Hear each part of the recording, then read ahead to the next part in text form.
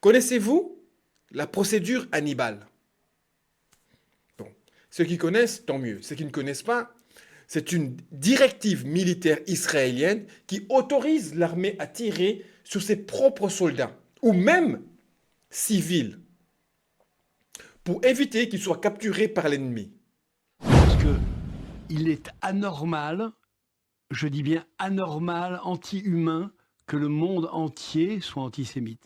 Ça n'est pas normal. Mais le monde entier n'est pas antisémite. Mais si le monde Anne entier... Sinclair n'est pas antisémite. Mais non, mais En même temps, au moment où on se parle, heureusement qu'il y a les dockers de la CGT à Marseille, de Fos. Et je les salue. Ils ont fait un communiqué qui refuse de décharger et de transférer des pièces détachées de mitrailleuses à destination d'une société d'armement israélienne. Le président de la République devrait arrêter de nous mener en bateau et de nous instrumentaliser. Parce que vraiment, M. Macron est devenu le porte-voix de LFI. Parce que LFI sont tout le temps là-dessus. C'est CNews, H24 et les faits divers pour faire monter le racisme et gna gna gna gna. C'est le nouveau porte-voix, c'est M. Macron. Donc excusez-moi, pour moi, il n'est pas hors sol, il est dangereux.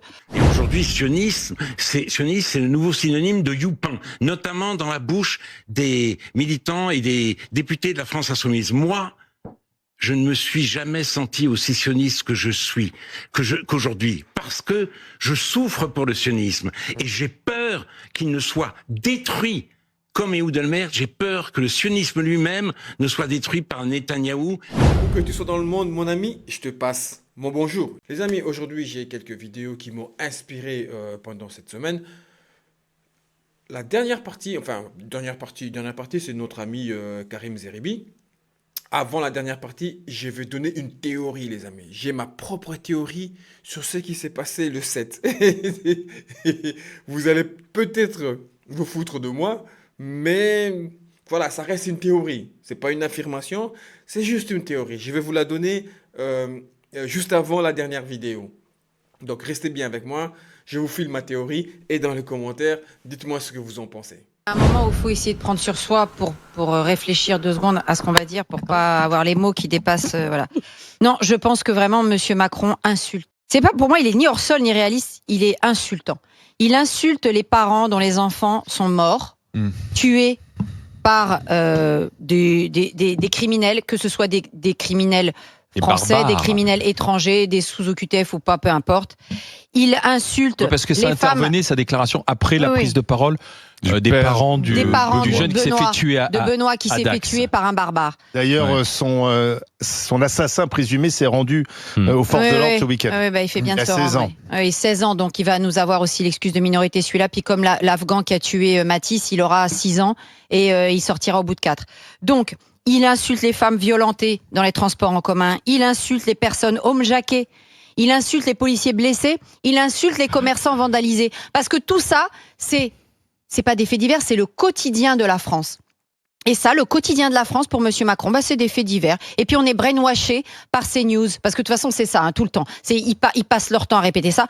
Je pense que vraiment, M. Macron est devenu le porte-voix de LFI. Parce que LFI sont tout le temps là-dessus. C'est CNews, H24 et les faits divers pour faire monter le racisme et gna gna gna gna. C'est le nouveau porte-voix, c'est M. Macron. Donc excusez-moi, pour moi, il n'est pas hors sol, il est dangereux. Donc, les amis, ici, elle commence son discours en disant « Il faut réfléchir avant de parler pour ne pas dire des choses qui dépassent notre pensée. » Eh bien, voyez-vous, les amis, je crois que c'est la première fois que cette femme et moi, nous tombons d'accord. Barbara Lefebvre, là-dessus, nous sommes tout à fait d'accord. Parce que cette phrase, elle te concerne toi en premier. Tu dis que Macron insulte les parents d'enfants tués à Dax. Mais toi, c'est pas toi qui trouves normal que les enfants palestiniens meurent sous les bombes de Netanyahou? C'est pas toi qui justifie chaque massacre au nom du droit de se défendre?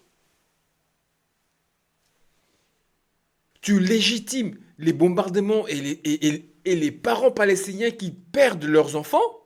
On est d'accord tous les deux sur ton introduction. Tu parles des criminels et des barbares. Mais ils sont où les barbares aujourd'hui? À Gaza où on rase des hôpitaux et des écoles avec ton soutien inconditionnel? Tu insultes chaque mère palestinienne qui pleure son enfant sous les décombres. Et tu viens parler de Macron. Tu dis en plus, c'est le quotidien des Français. Très bien, ok, d'accord.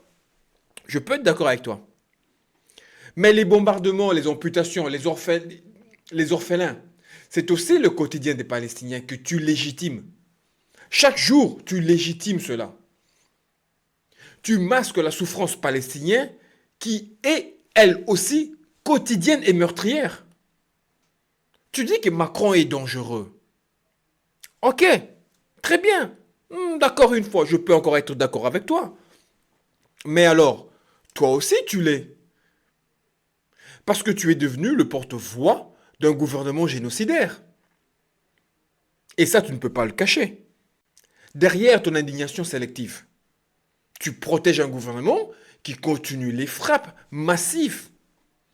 Donc, tu deviens, comme Macron, d'après toi, porte-voix d'un État hyper violent. Avant de donner de leçons de morale aux autres, commence par regarder dans la tombe que ton soutien politique contribue à creuser chaque jour. Et il y a un an déjà, dans le même journal, je disais que Netanyahou est le pire Premier ministre de l'histoire d'Israël. Mais j'ajoute immédiatement, non, l'armée israélienne ne commet pas un génocide. Et on voit sans cesse notamment des références au ghetto de Varsovie, encore récemment dans Le Monde. Voilà. Les habitants du ghetto, les combattants du ghetto, n'avaient pas d'otages. Ils n'avaient pas le choix de déposer les armes. Donc ça n'a rien à voir, parce qu'il faut rappeler que si le Hamas, aujourd'hui ou demain, dépose les armes et libère les otages, la guerre s'arrête. Mais sur ce qui se passe là-bas, la situation humanitaire, le risque de famine, Alain Finkielkraut. Je pense que, là encore, il faut faire attention. Des centres d'aide alimentaire vont être rouverts. Ils sont attaqués par le Hamas qui n'en veut surtout pas. Mais, et là le mais est important, je suis convaincu, comme Ehud Olmert, qui était quand même un membre du Likoud, ancien Premier ministre d'Israël, je suis convaincu donc qu'aujourd'hui le gouvernement israélien est l'ennemi intérieur d'Israël. En 77 ans, aucun ennemi extérieur n'a infligé autant de mal à Israël que l'actuel gouvernement de Benjamin Netanyahou. Je reviens d'Israël. Qui, au fond, prend le risque de faire de ce pays un État paria dans le monde. Oui, il y a des critiques ignobles, comme celle de la France insoumise, grand parti antisémite en France, mais quand le chancelier allemand dit « je ne sais plus où voulez-vous en venir ». Parti antisémite, vous mettez dans le même sac, si j'ose dire, tous les membres de la France insoumise Écoutez, je n'en vois pas qui échappent à cette accusation. Par clientélisme, leur antisémitisme est obsessionnel et forcené. Et ils ne cessent de mettre de l'huile sur le feu. Et je rappelle que Jean-Luc Mélenchon, lors de la grande marche contre l'antisémitisme, a dit « les partisans du soutien inconditionnel au massacre ont le rendez-vous ». Donc de toute façon, et d'ailleurs en réponse à cette menace d'une reconnaissance de l'État palestinien, 22 colonies de Cisjordanie ont été légalisées. Cette annexion serait une catastrophe pour les deux peuples. La perspective d'un État palestinien est très difficile à entendre pour les Israéliens parce que quand ils se retirés du Liban, ils ont eu le Hezbollah. Quand ils se sont retirés de Gaza, ils ont eu le Hamas. Je rappelle que Gaza n'est plus occupé depuis 2005 et que s'il y a eu un blocus, c'est parce que le Hamas se faisait livrer des armes. Donc, les Israéliens... Mais je pense que la seule solution pour les deux peuples, c'est la séparation. Sinon, la société israélienne elle-même deviendra de plus en plus violente. Et alors maintenant, l'antisionisme est à son comble, bien sûr. Et aujourd'hui, sionisme, c'est le nouveau synonyme de youpin, notamment dans la bouche des militants et des députés de la France insoumise. Moi, je ne me suis jamais senti aussi sioniste que je suis, qu'aujourd'hui, parce que je souffre pour le sionisme et j'ai peur qu'il ne soit détruit. Comme Ehud Olmert, j'ai peur que le sionisme lui-même ne soit détruit par Netanyahou.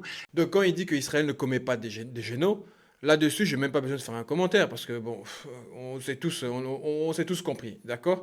Parce que là, il balaie d'un revers de main la Cour internationale de justice, les enquêtes de l'ONU, et j'en passe. On met ça dans la catégorie manipulation. Quand il parle de ghetto de Varsovie, n'a rien à voir, il n'avait pas d'otages. Donc laisser entendre que les Palestiniens ont le choix, c'est falsifier l'histoire. Un peuple encerclé, bombardé, privé de tout, a le choix de quoi? Donc ça, c'est de l'inversion, bourreau-victime. Catégorie, manipulation une fois de plus, et instrumentalisation de l'histoire. Les centres d'aide humanitaire sont attaqués par le Hamas. Aucune preuve. Tous les rapports sur place, ONU, MSF, Oxfam, pointent du doigt Tsahal. Il y a des vidéos qui sortent où tu as des femmes qui parlent devant les journalistes en disant « Hier, j'ai été encore bloqué tel convoi. Hier, avant-hier, j'ai bloqué tel convoi. » Devant l'armée israélienne, oui, ils étaient là. Oui, ils ont pour ordre de nous empêcher. Mais on a quand même fait notre boulot. Ils sont fiers, ils s'en vantent. Et là, lui, il vient nous dire ça. Allégation sans fondement. Catégorie mensonge pur. Le gouvernement de Netanyahou est l'ennemi d'Israël. Dit comme ça, on pourrait croire à un éclair de génie, à un éclair de lucidité. Mais en réalité, c'est un alibi. Il critique Netanyahou pour mieux sauver l'armée et éviter de parler de la politique coloniale globale d'Israël. Verdict. Déviation stratégique. Catégorie manipulation. La France insoumise est un grand parti antisémite. Aucune condamnation judiciaire, aucune déclaration antisémite formelle, juste un raccourci honteux pour disqualifier toute critique contre Israël. Verdict. Accusation sans preuve. Amalgame collectif. Catégorie diffamation. Mélenchon dit que les Juifs soutiennent le massacre. Faux! Il parlait des partisans des massacres. C'est pas la même chose. Ceux qui applaudissent les bombardements, Finkielkraut traduit ça par les Juifs. Ce que Mélenchon n'a jamais dit. Verdict, déformation volontaire des propos. Catégorie, mensonge.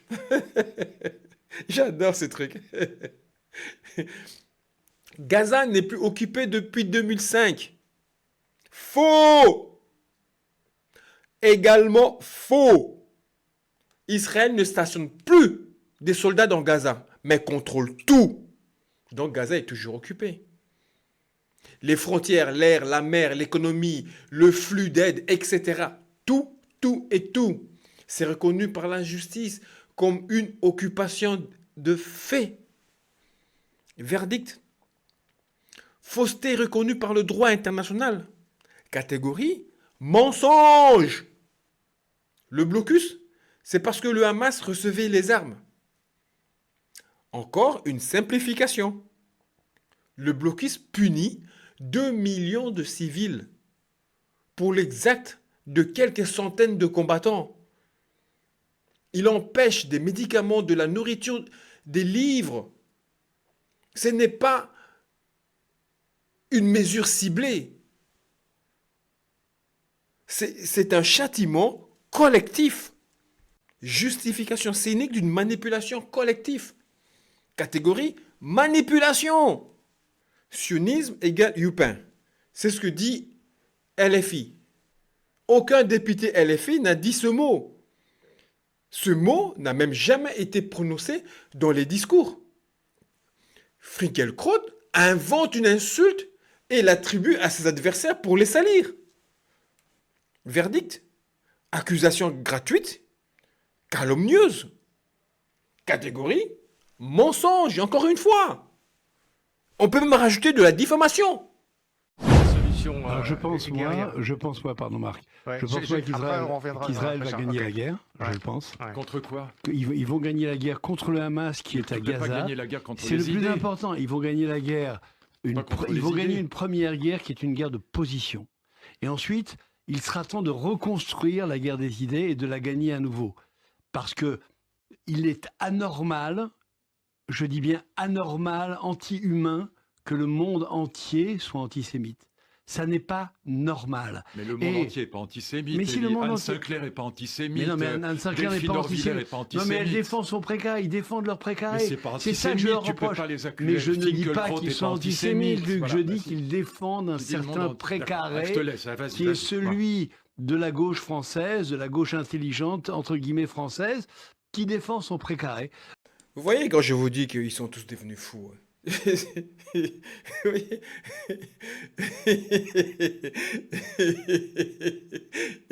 je vous dis qu'ils sont tous devenus fous. Hein? Là, il nous dit, Israël est en train de gagner la guerre. Lui, il appelle ça une guerre. Hein? Parce que pour moi, l'Irak, c'était une guerre, tu vois, je veux dire. Et là, c'est pas une guerre. D'accord, là, c'est un massacre. Mais bon. Donc pour lui, Israël va gagner la guerre. Il parle d'un carnage contre des civils piégés, affamés, bombardés sans relâche. Et lui, il appelle ça une victoire de position. C'est pas une guerre, c'est une punition collective, mon ami. C'est pas une guerre. Qu'est-ce que tu racontes? Je vous dis que les gens, ils deviennent fous. Ils deviennent... Là, ils sont... Là, il est en train de perdre son slip, c'est pas possible. Il a perdu en chemin. Non, sérieux. Et vous avez entendu sa phrase. Le monde entier est antisémite. Mais qu'est-ce qu'ils auraient fait si cette phrase n'existait pas, si ce mot n'existait pas? Mais je sais pas. C'est un truc de fou. Non, monsieur, le monde entier est juste fatigué de votre instrumentalisation de l'antisémitisme pour justifier l'indéfendable. C'est juste ça, on est fatigué. Vos petits caliméros, là, toujours en train de pleurer. Mais tu es antisémite! Bonjour, monsieur, pouvez-vous me dire la direction de la gare? Ah! Antisémite! Critiquer un État, c'est pas le haïr. Critiquer un État, c'est pas haïr un peuple. On critique. Parce que vous faites des choses qui sont anormales. Que certaines figures osent ne pas valider l'intégralité de la politique israélienne, on n'a plus le droit de penser sans se faire traiter de l'ennemi du peuple juif. Des caniméros, les amis, c'est pas possible. On dit quoi encore? Caniméro ou caliméro? Je crois que c'est caliméro, je crois. Et si vous n'avez pas connu ça... allez, si vous n'avez pas connu ça, s'il vous plaît, allez taper sur YouTube. Et vous allez voir. Bon, c'est un petit canard noir. Je vous interdis de faire quoi que ce soit comme commentaire. Ah là là. Non, allez. Ce qui est inhumain, c'est de croire qu'on peut écraser une population entière sans que le monde entier réagisse, monsieur. Ça, c'est inhumain. Voyez? Et le pire, c'est d'essayer de faire passer ça pour une noble cause. Ça, monsieur, ça, c'est inhumain. Ok, les amis, cette vidéo, les amis, je vous la mets à côté de moi parce que j'aimerais bien la commenter et que vous regardiez en même temps. Donc, je vous avais dit que j'allais vous donner ma théorie. Donc, moi, j'ai une théorie du 7, ce qui s'est passé le 7. Je sais que certains vont me prendre pour un fou. Ils vont me dire, ouais, mais il pousse pas le bouche un peu trop loin, là, il prend la grosse tête. Non. Non, c'est juste à force de faire les vidéos, de regarder, de lire à gauche et à droite. Et du coup, voilà, je me suis fait ma propre théorie. Ah putain, ça me fait rire moi-même. Bon, allez. Donc, en fait, allez, ce lundi, les amis, lundi 9 juin, Netanyahou comparaissait devant le tribunal des accusations de corruption. Corruption de fraude. Corruption de fraude, abus de confiance. À cette occasion, un parent des otages en direct lui a lancé ces mots très forts. Comment peux-tu sourire? Vous exploitez les otages pour des raisons politiques. Vous les avez abandonnés pour prolonger cette guerre. Et là, moi, je crois absolument à ces phrases. Et là, une question me vient en tête. Quand j'ai vu cette vidéo, il y a une théorie qui a pris naissance dans ma tête. Connaissez-vous la procédure Hannibal?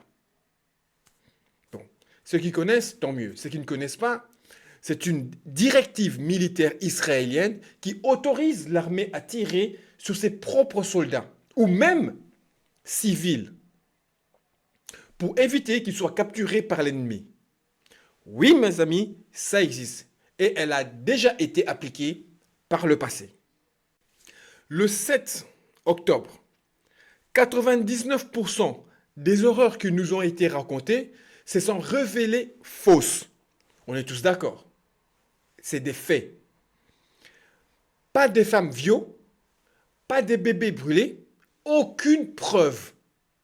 Mais beaucoup de corps israéliens ont été retrouvés criblés de balles ou calcinés dans des zones où l'armée israélienne est intervenue massivement. Et si ce fameux 1% de vérité c'était ça?